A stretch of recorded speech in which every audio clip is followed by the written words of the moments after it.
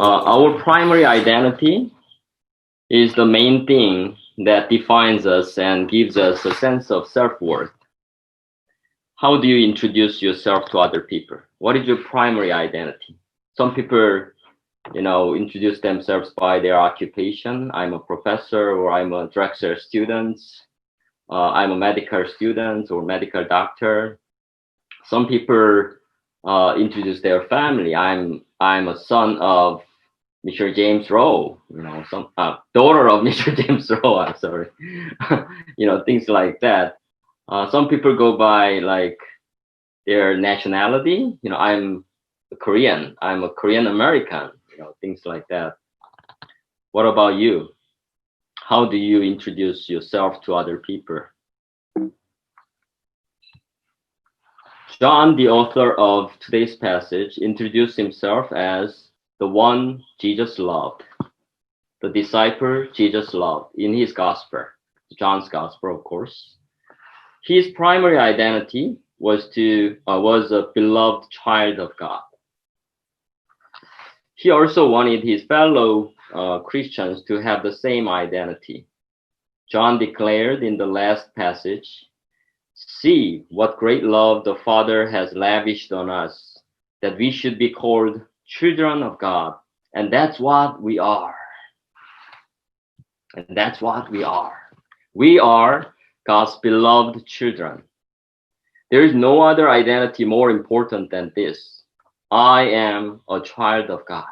So let us say to God and to the Word, this sentence, I am a child of God.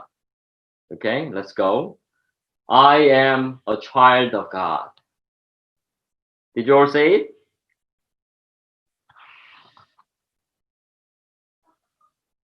Numerous people in this world struggle with their identity issues, leading to anxiety and insecurity. Their problems can be resolved only when they find their identity in their relationship with God.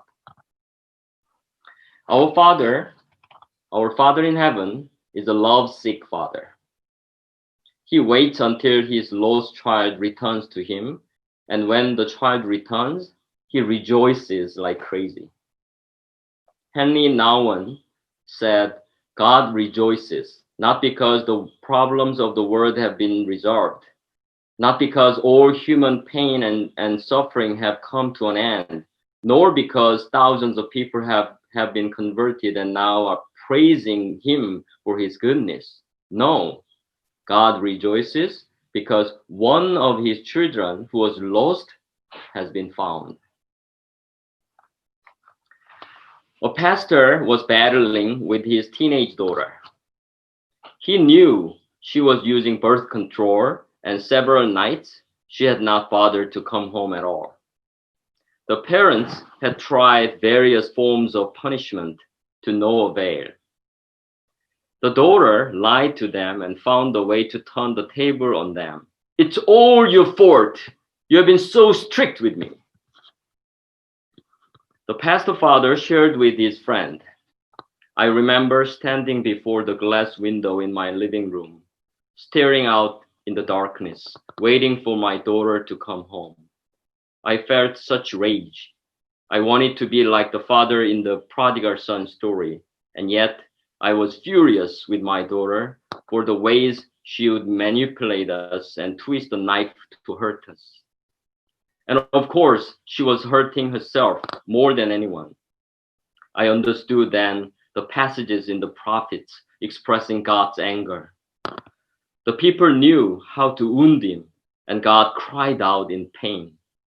And yet, I must tell you, when my daughter came home that night, or rather the next morning, I wanted nothing in the world so as much to take her in my arms, to love her, and to tell her I wanted the best for her.